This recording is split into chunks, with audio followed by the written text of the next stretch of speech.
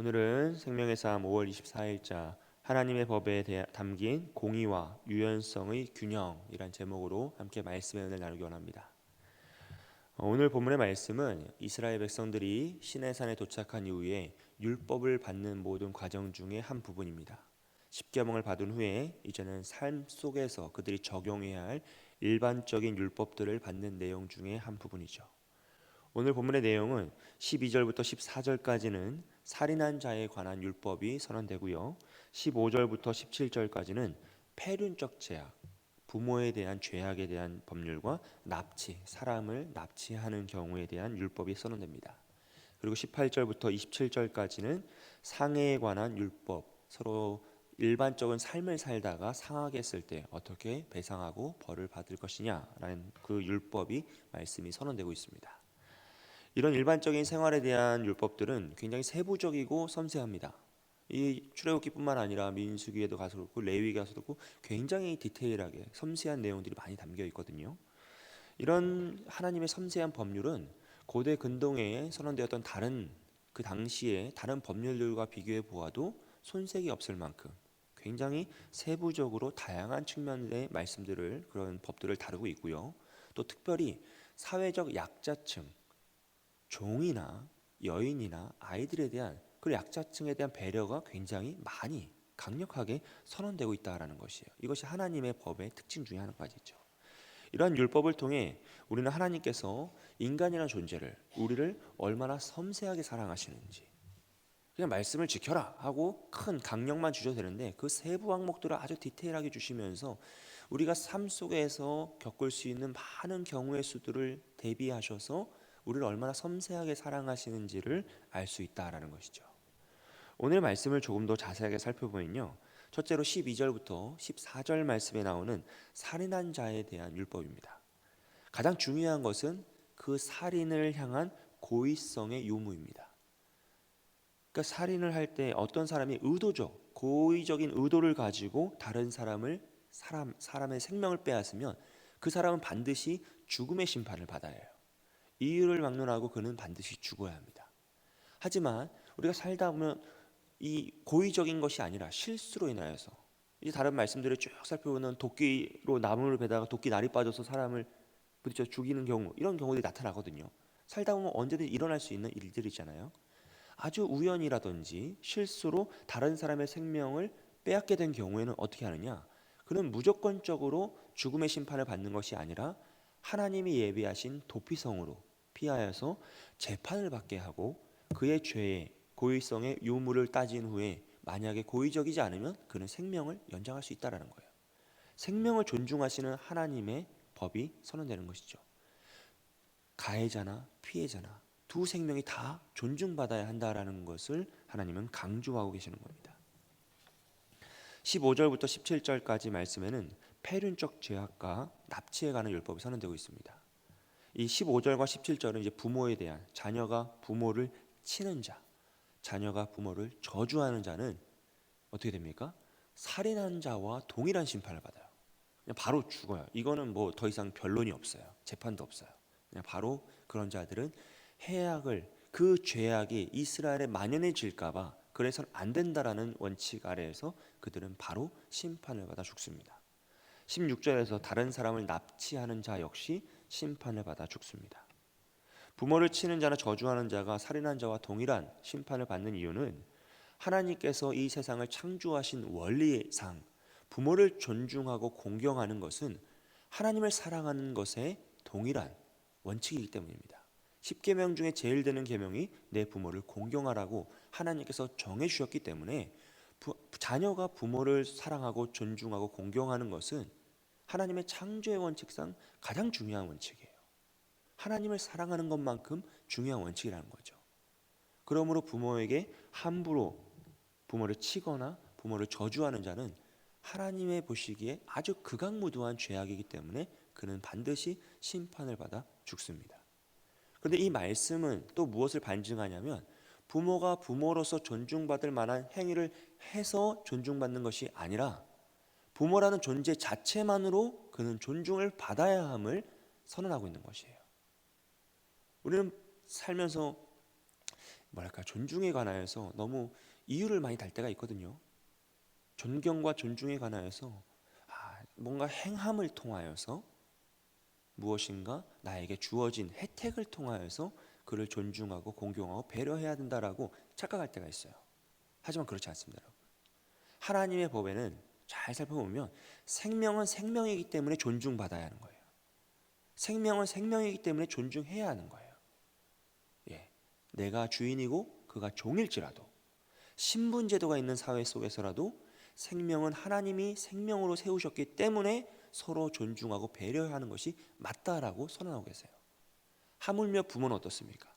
하나님께서 자녀의 부모로 세우셨다는 건 하나님의 역할, 창조주의 역할을 맡기신 존재이기 때문에 그 존재만으로 존경받고 공경받아 마땅하다라는 것을 선언하고 계시다는 것이죠. 이것이 하나님의 법에서 다시 한번 강조하시는 부모와 자녀, 또 생명 존중의 사상들이다라는 것이죠. 18절부터 27절까지 마지막까지의 말씀은 상해에 관한 율법의 말씀입니다. 18절과 19절은 사람들이 서로 싸우다가, 싸울 수 있죠. 화가 나고 분노가 나면 또 싸울 수 있어요. 싸울 수 있는데 그때 그가 돌이나 주먹으로 상대방을 쳐서 그 사람이 쓰러졌어요. 근데 바로 죽으면 뭐가 됩니까? 고의적인 의도를 가지고 친 죽음이 되는 거예요. 싸우다가 그랬으니까요. 그래서 그는 반드시 죽음으로 그 심판을 받아요. 하지만 그가 쓰러졌다가 죽지 않고 며칠 만에 지팡이를 잡고 일어나거나 뭐 약간의 신체적인 불편함을 가지고 일어났어요. 살았어요. 그러면 그 사람은 가해자는 죽음의 심판을 받는 것이 아니라 배상을 하게 하는 거죠. 그가 온전해질 때까지 물질로 그를 배상하며 도울 수 있다라는 거예요. 그리고 20절부터 21절까지는 주인이 자신의 종을 쳤을 때 바로 죽으면 그 주인이 형벌을 받습니다. 그런데 이번에는 그 주인이 죽음의 심판을 받는 것이 아니라 형벌을 받죠.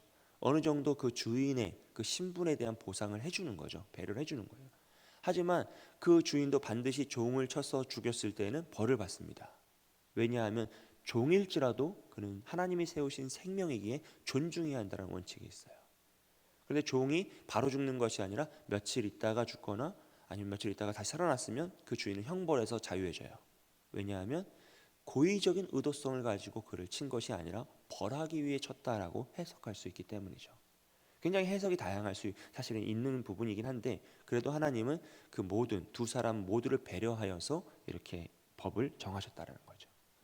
그리고 생명을 존중하는 그 하나님의 법 가운데 이제 22절부터 25절까지는 임신한 여인을 상하게 하였을 경우, 낙태가 되었을 경우에 그 여인, 어머니에게 해가 없으면 벌금으로 배상을 합니다. 그런데 그 어머니에게, 아이에게 낙태가 된 것이 아니라 어머니에게 해가 있어서 생명은 생명으로, 눈은 눈으로, 손은 손으로, 발은 발로, 된 것은 된 것으로, 상하게 한 것은 상한 것으로, 때린 것은 때림으로, 이제 눈에는 눈, 이에는 이, 동해복수법이라고 하여서 자신이 당한 대로 다시 갚아주는 그 법으로서 그 모든 것들을 처벌하라라고 하고 있어요. 이 동해복수법은 제가 잠시 후에 다시 말씀을 드리고요. 그리고 26절부터 27절까지는 다시 주인이 종을 상하게 했을 때, 눈을 상하게 하거나 이를 상하게 하여서 이제 불구의 해를 입혔을 때에는 자유하게 하여서 그를 놓아주어라라고 하면서 법이 선언되고 있습니다. 이렇게 아주 디테일하고 다양한 이 법들은 두 가지 측면에서 모두 항상, 여러분 모든 법은 두 가지 측면에서 항상 해석을 해야 됩니다. 첫째는 가해자의 측면이고요, 둘째는 피해자의 측면입니다. 여러분 가해자 입장에서 한번 생각을 해보세요. 오늘 이 사회가 이런 시대가 아니라 그 당시에는 왕의 제도가 있었죠. 왕권의 제도가 있었어요. 그 당시만 해도. 그리고 노예 제도와 신분 제도가 있었던 시대예요. 완벽한 힘의 논리의 시대이죠. 그럼 어떻게 됩니까? 가해자가 힘이 있는 경우에는 자신의 권력과 힘으로 자신의 잘못을 다 덮어버릴 수 있어요. 오늘 이 민주주의 시대에도 이런 일들이 일어나고 있는데 힘의 논리의 시대에는 이런 일은 너무나 당연한 거였어요. 힘이 강한 자가 약한 자를 쳐 죽인다? 당연하죠. 전쟁에 나가서 다 죽이고 남의 나라를 차지하는 문화의 시대였으니까요. 주인이 종을 때려서 죽였다? 아무 문제가 없어요.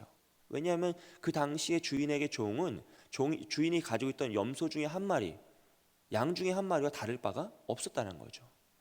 그래서 그런 문화권에서는 누가 누구를 죽인다, 누가 누구를 상하게 따라서 배상하거나 심지어 뭐 여인을 상하게 해서 배상한다, 그런 일은 원래 없다라는 거예요. 오직 힘의 논리라는 거죠. 근데 하나님은 뭐라고 하십니까? 힘의 논리로 너희가 서로를 풀어가고 살아가는 것이 아니라 하나님의 법 안에서, 율법 안에서 아무리 강력한 힘을 가진 자일지라도 처벌을 받고 아무리 약한 자일지라도 배상을 받아야 한다.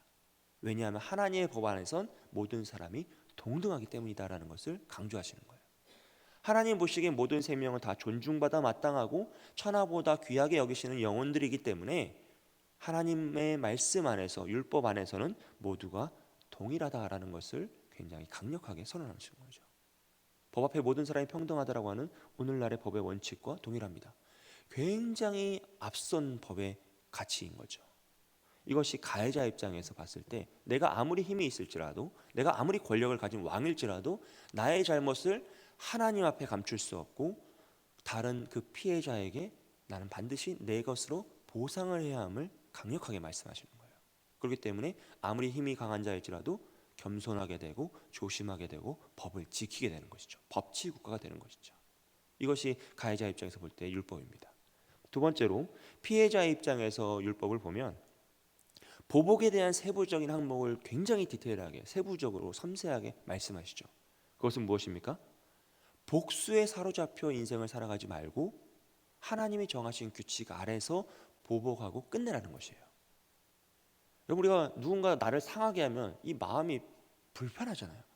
그리고 그것이 의도적인데 생명이 상하지 않음으로써 그가 죽지 않았다라는 이유만으로 내가 불편함을 가지고 계속 살아가야 한다면 여러분 얼마나 답답하고 속이 상하고 화가 나겠습니까? 그런 사람들이 이제 뭘 갖죠? 원한을 가져요. 그리고 복수에 사로잡혀 살아가죠. 여러분 혹시 원수가 있으십니까? 가족을 떠올리시면 안 돼요. 여러분 갑자기 막 원수 막 분노하고 막 복수하고 싶은 사람이 있으세요? 제가 전에 섬겼던 교회 목사님이 그런 얘기 하시더라고요. 여러분 한 10년만 한 사람을 째려보면 반드시 복수할 수 있대요. 여러분 원수를 뒤에서 10년만 쫓아다니면서 계속 째려보는 거예요. 평생 내 모든 시간과 힘과 에너지를 바쳐서 그 사람을 째려보면 10년 안에 반드시 그가 넘어지거나 어려움을 겪어서 복수할 기회가 찾아온다는 거예요. 그런데 그걸 하지 말래요. 왜냐하면 시간이 너무 아깝다는 거죠. 하나님이 우리를 창조하시고 지금 우리가 원하시는 것은 하나님을 사랑하며 이 세상을 행복하게 하나님 말씀하셔서 축복 안에서 살아가기를 원하시는데 하나님 우리에게 복 주시길 원하시면서 기다리고 계시는데 우리가 하나님을 바라보지 않고 나의 원수를 바라보며 나의 원수를 째려보며 복수하기만을 기다리고 그 기회가 오기만을 막 바라면서 살아가면 그 시간이 너무 아깝다는 거예요. 우리의 그 인생이란 것이, 한정된 인생이란 것이 하나님과 함께 살고 하나님과 행복하게 기쁘게 찬양하고 예배하며 살아도 부족한 것이 시간인데 그 귀한 시간을 왜 복수에 연연하면서 그 원수를 째려보며 살아가냐는 거죠. 우리가 정말 그 사람만을 째려보면 복수할 기회가 온대요. 올 수도 있을 것 같아요. 그 시간들이면. 그런데 하나님이 그것을 원하지 않으신다는 거예요. 하나님은 우리가 서로 사랑하며 행복하게 기뻐하며 살아가기를 원하신다는 거죠. 그렇기 때문에 이런 복수에 사로잡혀 살지 말라는 거예요. 여러분 특별히 동해복수법, 눈에는 눈, 이에는 이, 손에는 손, 발은 발로, 이것을 왜 이렇게 하나님이 정하셨을까요? 이 복수의 한계를 정하시면서 이 법은 우리 인간의 죄성을 배려하여서 생긴 법이에요. 무엇이냐면 여러분 생각해 보세요. 누군가 제 손가락 한마디를 잘라버린 거예요. 상하게 했어요. 그래서 손가락이 없는 거야 하나가. 그러면 속이 상하겠어요? 안 상했어요? 남의 손가락이라도 너무 안 상하시는 거 아니에요? 속이 당연히 상하죠. 제 손가락이라도. 얼마나 속이 상해요. 엄지손가락이 없으면 스마트폰 못 하잖아요. 얼마나 답답해요. 손가락 하나가 상하면 이제 복수를 하는 거죠. 그 사람에게. 그럼 나는 그 사람이 어디까지 잘라도 속이 안 풀릴까요? 그 사람의 손목을 잘라도 속이 안 풀려요. 이게 사람이에요. 누군가 내 손목을 잘랐어요. 그럼 난 그 사람의 어깨까지 다 잘라도 속이 안 풀려요. 왜? 인간은 그런 존재라는 거예요. 그래서 하나님이 너희의 죄성으로 보복에 끝까지 달려가서 피해 보복을 하지 말고 너희의 그 한계를 두고 보복하여라 라고 이 모든 제한을 락을 걸어 놓으신 거예요. 그 안에서만 해라. 내가 정한 규칙 안에서만. 여기 이 피해 보복은 지금 당장 생긴 게 아니에요. 처음부터 아담의 그 아들 가인이 아벨을 죽인 이후부터 나타났던 게 피해 보복이에요. 가인이 아벨을 죽이고 살인하였다가 하나님께 이제 심판받아 유리하는 자, 떠도는 자가 됩니다. 하나님의 그 성에 살 수 없고 하나님이 정하신 울타리에 살 수 없고 떠도는 자가 돼요. 그때 이 가인이 하나님에게 뭐라고 하냐면 창세기 4장 14절에서 주께서 오늘 지면에서 나를 쫓아내시온즉 내가 주의 낯을 배웁지 못하리니 내가 땅에서 피하며 유리하는 자가 될지라 무릇 나를 만나는 자마다 나를 죽이겠나이다 라고 고백해요. 무릇 나를 만나는 자마다 나를 죽이겠나이다. 이게 무슨 얘기냐면 하나님의 심판 앞에서 지금 가인이 회개한 게 아니에요. 하나님, 당신은 나를 지금 놓아줬지만 내가 하나님의 얼굴을 보지 못하고 이렇게 유리하는 자, 떠도는 자가 되면 누구든지 나를 만나면 나를 죽일 것입니다. 무슨 얘기입니까? 피해 보복은 끝이 나지 않는다는 거예요. 내가 아벨을 죽였던 것처럼 아벨의 후손이 나를 죽일 것이고 나의 후손이 아벨의 후손을 죽일 것이고 아벨의 후손이 나의 후손을 또 죽일 것이다. 이제 이 피해 보복은 계속될 것이고 당신은 이것을 끊어낼 수 없다라고 선언하는 거예요. 하나님의 대적자가 되어서 피해 보복이 계속될 것을 선언하는 겁니다. 그러자 하나님이 뭐라고 하세요? 15절에서 이 피해 보복을 끝낼 것을 선언하세요. 여호와께서 그에게 이르시되 그렇지 아니하다. 가인을 죽인 자는 벌을 7배나 받으리라 하시고 가인에게 표를 주사 그를 만나는 모든 사람에게서 죽임을 면하게 하시니라 라고 해요. 가인에게 표를 주셔서 그를 만나는 모든 자가 가인을 죽이지 못하도록 하세요. 무엇입니까? 피해 보복이 하나님의 율법 안에서 끝났다라는 것을 선언하시는 거예요. 여러분, 우리가 구약 성경의 율법들을 보면 불편할 때가 있어요. 너무 죽여요. 이거 하면 죽이고 저거 하면 죽이고 또 진멸시키라고 하면 또 이제 속상하잖아요. 이방 나라에 가가지고 가나안 다 진멸하라, 생명 다 없애라 하면 이게 왜 사랑의 하나님인데 이렇게 다 죽이실까라고 의문을 가질 때가 있습니다. 여러분, 하나님의 율법과 그 법에는 강력한 심판이 있어요. 굉장히 강력하죠. 모든 것을 죽일 때도 있고 반드시 죽일 때도 있고 주님의 제단에 숨은 자도 끄집어내어 죽여라 하면서 굉장히 강력합니다. 근데 이 강력한 심판은 피해 보복을 위한 심판이 아니라 원수 갚음을 위한 심판이 아니라 그 피해 보복을 끊어내기 위한 사랑과 배려의 심판이라는 것을 기억하셔야 돼요. 하나님이 이 법을 주시면서 기뻐하셨겠습니까? 아니라는 거죠. 슬프고 속상해 하신다는 거예요. 하지만 이 법을 줘야지만 우리가 더 큰 죄로 달려가지 않고 더 큰 죄악에 치닫지 않기 때문에 하나님이 이런 법을 주셔서 우리가 하나님의 배려의 법, 사랑의 법 안에서 온전히 살아갈 수 있도록 배려하시는 거죠. 여러분, 우리가 이 법의 정신을 이해하고 그 정신을 배우고 우리 삶에 적용해야 합니다. 우리는 이 구약 시대의 율법들을 문자 그대로 다 지키진 않아요. 이 시대는 그럴 수가 없죠. 하지만 하나님의 법의 정신과 그 배려와 사랑의 의미는 우리가 다 지켜내야 하는 것이에요. 다른 사람을 배려하고 생명을 존중하고 내가 힘이 있을지라도 약한 자를 배려하며 내가 잘못했을 땐 사과하고 그것을 배상하고 내가 피해를 받았을 땐 복수의 눈이 뒤집혀서 살아가는 것이 아니라 복수의 칼날을 가면 살아가는 것이 아니라 하나님이 정하신 규칙 안에서 이 세상의 경외는 규칙 안에서 배상받고 그 모든 것을 마음의 원수를 짓지 않고 살아가는 것이죠. 그렇게 살아갈 때 우리는 우리의 삶 속에서 조금 더 배려하는 삶을 살아갈 수 있습니다. 서로 사랑하는 삶을 살 수 있고 서로 아끼고 존중하는 삶을 살아갈 수 있죠. 그런 삶을 살아갔더라면 오늘 이 사회가 조금 더 아름답지 않을까 소망합니다. 이렇게 서로가 서로 나눠져 있고 이념과 이념이 나눠져 있고 세대가 나눠져 있고 불통의 시대가 아니라 조금 더 소통하며 배려하며 사랑하며 살아갈 수 있지 않을까.